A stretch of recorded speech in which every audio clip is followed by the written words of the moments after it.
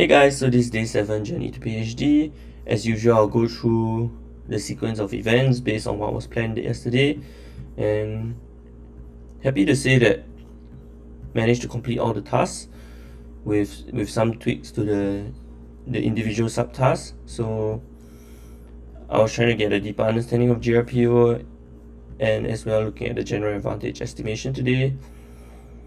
And in terms of slime RL, so I managed to set up clusters to test out some of the slime scripts and was really looking at tracing different function chains, and I found that using LLMs really helped, and also continued to study the replacement groups. And for finished watching the lecture and also did some exercises. So I think one of the challenges that I had today was having a lot of doubts whether my current schedule is really helping me get to the PhD. And I realized that these doubts were largely emotional because having a strong foundation is also really important for PhD. So I think this is something I will continue to push for.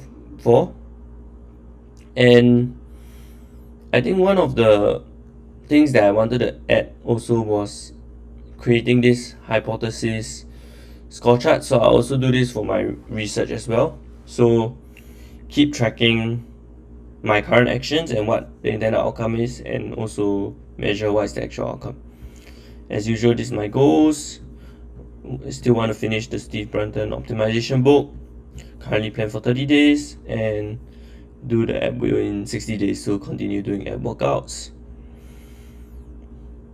And another change that I want to add was to lock my phone during work blocks. So I tried to track the amount of times I use my phone, but I realized it's quite hard to track. So I think keeping this action would be a little easier, as well as shuttering the windows to reduce distractions. So these are some of my thoughts, things that I'm curious about. So can we find something that works better than Taylor approximation, because this is largely used in many problems, especially in LLMs as well. And then can we train models to actually curate teaching videos, and also thinking about how underspecified or overspecified prompts could be accessed to vary. And other learnings that I had was this idea that your mood and the outcomes are two very different things. So you don't need to wait to be in a good mood to do work, or you don't have to feel confident to do good work. So the outcomes actually agnostic to the emotions. And I think I recognize that some obstacles in my research in the past is how well I understood my work. So this is something I'll work on, and also continue to take more action, for example, to meet more professors. So this is the plan for the next day. So we found a rather steady schedule around 8.5 hours to 9 hours is what I can manage at the moment. Of course, as we continue, I do hope to push it to longer work hours, but for now we'll keep it to this. The only difference is that tomorrow, instead of the usual theory sessions in terms of chaos theory and optimization, I'll be taking some time to look into this paper by Han-Lin Zhang, as well as brainstorm discussion points, because he'll be visiting University of Washington on Wednesday. So and I'll have a chance to meet him, so I'll take some time to prepare for the meeting as well. And optionally, if I have time, I do hope that I'll be able to spend some time still studying the math theory.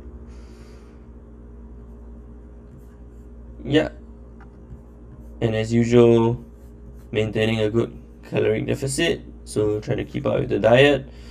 And one positive thing is that I hit my fastest 5 km run time for the year. So hope to continue training and see where I can push this to. That's all for today, and look forward to see you all tomorrow as well.